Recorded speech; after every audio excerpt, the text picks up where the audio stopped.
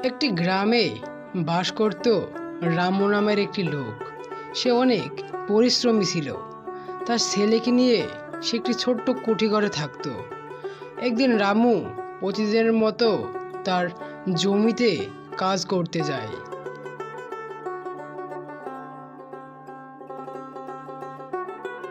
সে প্রতিদিনের মতো তার জমিতে কাজ করত,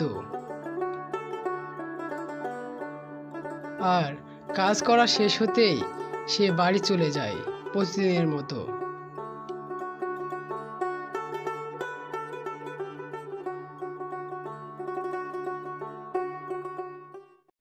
রাত গভীর হলো। রামু তার ছেলেকে বলছিল, বাবারে, তুই তো জানিস তোর মা অনেক দিন হলো মারা গেছে। তো আজকে জমিতে কাজ করতে গিয়ে আমার অনেক পরিশ্রম হয়েছে রে। কালকে যাব আবার, দেখি। তো ঘুমিয়ে পড় বাবা। এই কথা বলে তারা ঘুমিয়ে পড়ে। দেখতে দেখতেই সকাল হয়ে যায়। রামু প্রতিদিনের মতো আজও কাজে গেল তার কোদালটা নিয়ে।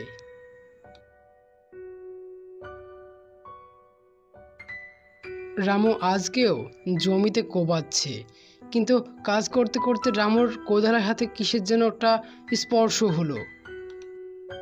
এটা কি? এটা তো দেখছি মনে হয় সোনা ভর্তি কলস। উপরওয়ালা তোমার অশেষ কৃপা।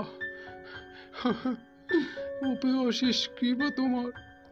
যাই, তাড়াতাড়ি বাড়ি নিয়ে যাই, না হলে কেউ দেখে ফেলতে পারে। তারপর রামু সোনা ভর্তি কলস নিয়ে তাড়াতাড়ি বাড়ি চলে যায়। রামু বাড়ি চলে আসে। তার ছেলেকে সে বলে, বাবারে, দেখ, এটা সোনা ভর্তি কলস। আজকে আমি জমিতে ভুঁই কোবাচ্ছিলাম, আর হঠাৎ দেখলাম যে আমার কোদালের হাতে কিসে লাগলো। তারপর দেখলাম যে এটা সোনা ভর্তি কলস। আমরা মনে হয় এবার দুমুঠো ভাত খেতে পারবো। খেতে পারবো। তারপরে রামুর কথা শেষ হতেই রামুর ছেলে বলে, ঠিক বলেছে বাবা, আমরা মনে হয় এবার দুমুঠো ভাত খেতে পারবো। আমরা মনে হয় এবার বাঁচতে পারবো একটু ভালো করে। কিন্তু এই কথা কালু মাস্তান জেনে যায়, আর সে বলে, কি শুনলাম এটা আমি? রামু নাকি সোনা ভর্তি কলস পেয়েছে। যা হোক, আজকে রাতেই রামুর বাড়িতে ডাকাতি করতে যাব। বাড়ি থেকে সেই বড় কোড়ালটা নিয়ে যাব, তার বাড়িতে হামলা করব। এই কথা বলে কালু মাস্তান থামে, আর রাত হতেই কালু মাস্তান বেরিয়ে পড়ে তার ভয়ঙ্কর কোড়ালটা নিয়ে। এর আগে অনেক জনার বাড়িতে ডাকাতি করেছে এই কোড়ালটা নিয়ে কালু মস্তান, তাই সে দ্রুত পা চালাচ্ছে।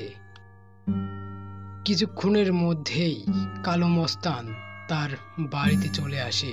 এসে থেমে বলে, কই রে, বেরিয়ে আয় রামু, আমি এসেছি, আমি কালু মস্তান। তোর সেই সোনাভর্তি কলস আমাকে দিয়ে দে রামু, দিয়ে দে।